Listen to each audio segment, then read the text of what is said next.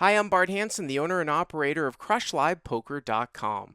The following hand comes from our call-in show that we record at 4:45 p.m. Pacific Time every Monday. If you want to call in your hand, check out the phone number in the description.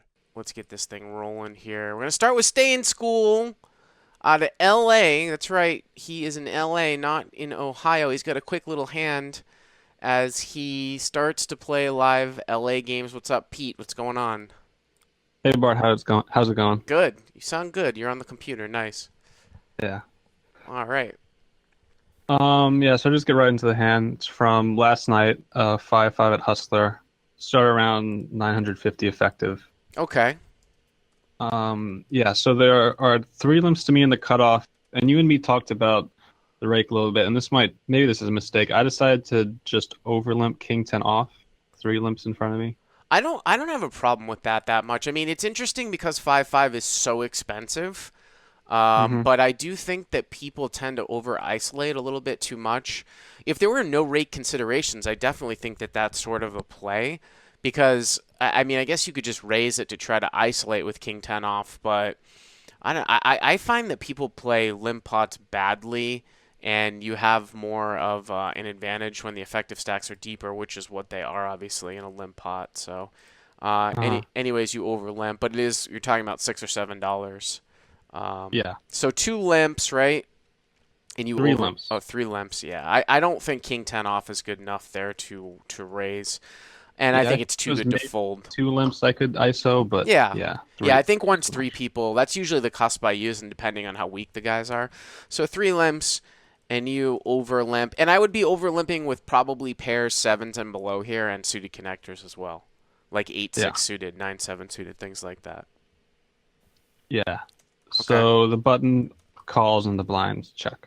All right. So the button limps and the blinds check. Okay, great. Limped pot, I love it.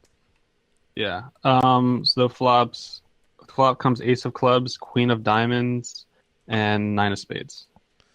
So ace of clubs, queen of diamonds, nine of spades. So you've got a gut shot here, right? Gut shot to gut shot to Broadway.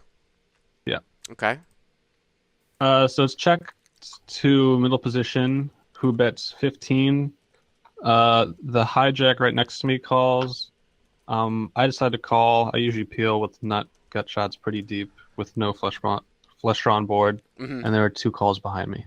Okay. I mean that's fine. I mean obviously if you look at strict odds, I mean 15 to possibly. I mean if you're a 10 to 1 out of 11 shot right now of hitting a jack. I mean, we don't know what the other guys have, but can you make $150 total from this hand if you hit a jack and someone's got two pair and ace? I think so. So I definitely have no problem with that. And so you call and the guy behind you calls too, button calls. Two people call behind me. I believe it was the button and then I think the big blind. Okay. So we go in the turn and it's like four or five ways, something like that. Yeah, there's like 105 in the middle on the Okay. turn, I think. Okay. The turn's pretty good. It's the jack of diamonds. So jack of diamonds. So you got the nuts. Puts out a backdoor diamond draw, right? Yeah. Okay. So the same villain who is definitely a recreational player, but isn't playing that bad. Has just played pretty tight, fairly on the passive side too. Mm-hmm. Um, that's 65. The hijack folds and then it's on me, and so I assume you're always raising here, right? Definitely. We Yeah. actually talked about a scenario. I mean, I've discussed this quite a bit, and you actually texted me maybe on Slack or privately about where you turned quad some hand, something like that, and a guy led into you. Yeah, I And remember that hand. it's just one of these things where people try to play the turn tricky. I mean, this isn't even close. Like I raise here 100% of the time. You just don't have to make it Yeah. that much, but I don't really expect to see a bet fold. And here's the reason why. I mean, actually, what do you put it this way? Like, what do you now that you've played? Have you logged 100 hours yet? Mostly at Hustler so far, almost 100 Yeah, I'm hours. probably I'm probably at like 120, 130 by now. Would you agree with me that when MP1 leads again here on the turn, it's very unlikely that he's going to bet fold the turn? And the reason why I say that is that he probably has a hand that's I think the absolute bottom of his range here is ace 10, and a lot of ace 10s just check when they're open ended now because so many two pair comes in. So Yeah. he probably doesn't have ace king, but he has to be strong here. He bet out on a rainbow board. The turn's a jack. I think he's got two pair here. I'm a little surprised at the sizing. Maybe he didn't quite recognize the pot size, but I would say at 5-5 from a recreational standpoint, this is almost always two pair. And do you expect two pair to bet fold at 5-5 on the No. turn? So it's No. just, yeah, that's why you Yeah. have to raise, you know? Yeah. So I Yeah. made it 200. Plus, it's a limp pot too, right? You got to get some money in. So Yeah. Yeah. hijack folds, hero raises to 200. I'm trying to think about the sizing. I might go. I think 200's fine. I think 200's fine given the fact that we don't expect folds. I was going to Yeah. say I think we can. sometimes you Yeah. could go Sorry. Go ahead. smaller, but now in retrospect, actually, you might even be able to go larger here. Now that we Yeah. put That's kind of what almost I like, was thinking. yeah, you could Maybe make it like 250. 225, 250. Yeah. Yeah. Hmm. Yeah. Anyway, so it folds around to him, and he calls fairly quickly. And then, so yeah, the thing you're talking about, him not betting too wide in the turn, comes into play on the river. Yep. Because the river is the worst card in the deck. It's the ace of diamonds. Okay. Um, So it brings and in it a backdoor, brings in backdoor flush. diamonds, but it's really hard for him to ever really have backdoor diamonds here because the queen, the jack, and the ace are out there, right? Is that right? Yeah. Because And for the record, I don't have the king of diamonds, so it's possible he could have some king x of diamonds, but yeah, yeah. I mean, I would go back before you even tell me, what happened or what we're gonna do here. I'm just looking at, and we'll see this graphically too on the YouTube videos.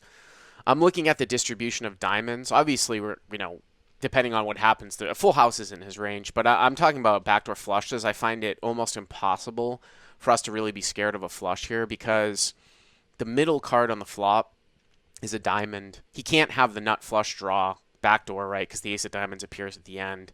So he Uh-huh. would have to have like 9x of diamonds. I just don't see a guy really. He'd have to lead a single nine on the flop into five or six people, continue on the turn. I don't really see it. I guess it's possible he could have king 10, but again Yeah. but it's just Yeah. so unlikely though. Again, it's just one of these scenarios where he would have to bet the turn.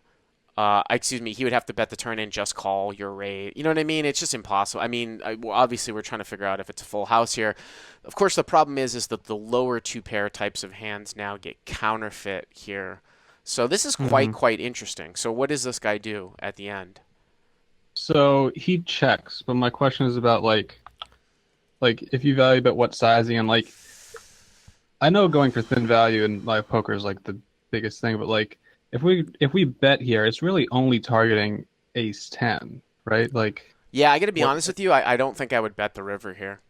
I mean, I feel like I'm the thinnest value better in the world, but this just appears to me to be um, this really appears to me to be a counterfeited two pair. So the only reason why I would ever bet here is if somehow I thought a guy was going to pay me off with queen jack or queen nine. But this is literally the worst card for you in the sense that you're yeah. either bet beaten or you're not going to get a lot of value. I just can't see you really betting here and getting called by worse if he's going to fold queen jack and queen nine. Again, we went through some of the hands that you beat. Like another hand's a lower straight. I don't think 8-10 is betting the flop and then just calling your raise on the turn. All Yeah. full houses are things. So I do think that this is literally the worst card. Like I said, we'd actually had looked at this before we even got to this river, and we said it's just very hard for me to imagine that he has a single paired ace here all that much.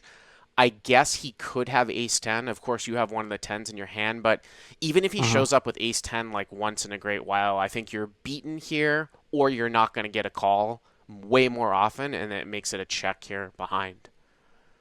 Yeah.